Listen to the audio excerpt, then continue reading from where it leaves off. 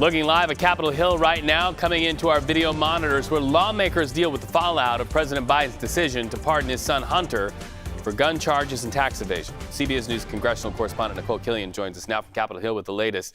What's the reaction there from where you stand, and how has President Biden's move played out among those lawmakers?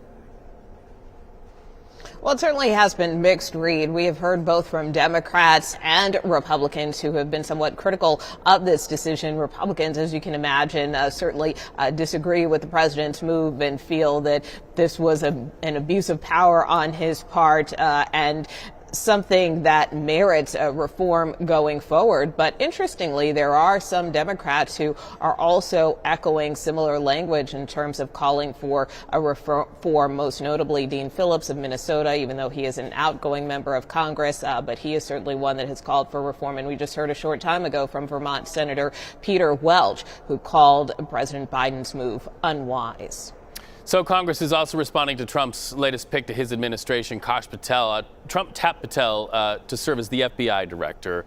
Walk us through the controversy there, Nikole. Yeah, well, look, I mean, this is somebody who is kind of considered a loyalist of President-elect Donald Trump, someone who had worked in the first Trump administration, is a close ally of the president-elect. And we know with all of his selections, he has picked people who have been extremely loyal to him and those that he trusts, who have been kind of part of his inner circle. Kash Patel was certainly one who was on the campaign trail with the president-elect many times and has been a staunch defender of the president-elect. But that being said, there are some concerns about his level of experience and kind of some of the more controversial positions he has taken about the role of government and the FBI in particular.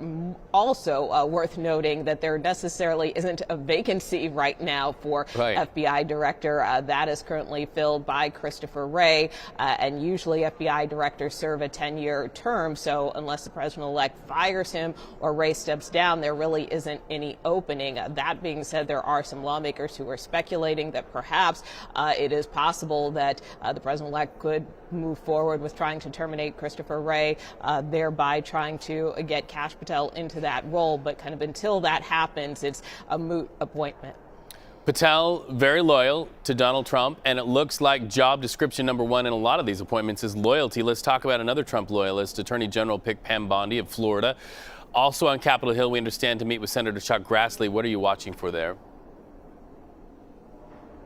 Well, this will be her first time here on Capitol Hill. Interestingly, she was supposed to meet with Senator Grassley earlier today, but his flight got delayed. So they're just like us, Reed. But that being said, we are expecting that meeting to happen this afternoon. And Pam Bondi is expected to meet with other lawmakers as well while she is up here. But look, she is a notable, different selection, kind of a contrast compared to Matt Gaetz, who ultimately had to withdraw from his nomination, of course, referring to the former Florida congressman. But in terms, and that's something I think that's worth pointing out, because quite frankly, when Matt Gaetz was up here on Capitol Hill meeting with senators, it was all behind closed doors. They did it in one of those hideaway offices at the Capitol where really cameras are restricted. Pam Bondi this time around meeting with Chuck Grassley, who will be the incoming Senate Judiciary Chairman and really tasked with her confirmation hearing. She's going to his office. She's making the rounds, which is typically what we normally see with nominees. So that also kind of gives you a little bit of a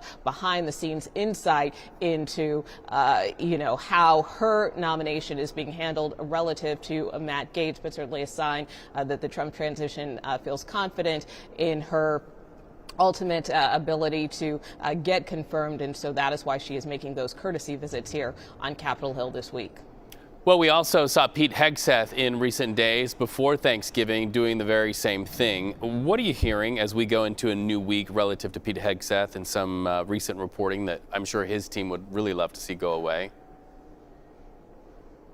Yeah, I mean, that's something we'll definitely be on the lookout for this week. Obviously, as senators and members of the House will be coming back from their Thanksgiving Day recess. But look, before the recess, obviously there were a number of Republican senators who continued to stand by Pete Hegseth despite that police report that surfaced back in 2017 from an alleged sexual assault allegation stemming from an encounter with a woman at a hotel back in Monterey, California. Again, I asked Hegseth directly about that accusation. He said that he was cleared of any wrongdoing. And again, many lawmakers pointed out to me that they feel that because he wasn't charged, they're kind of taking his word. Now that these new allegations have surfaced about more potential sexual misconduct, financial impropriety, and the like, certainly we'll be watching for reaction from lawmakers as to whether they continue to stand by him going forward. No shortage in the headlines, and we're only at Monday. Nikole Killion, always an honor to talk to you. Thank you so much for your excellence.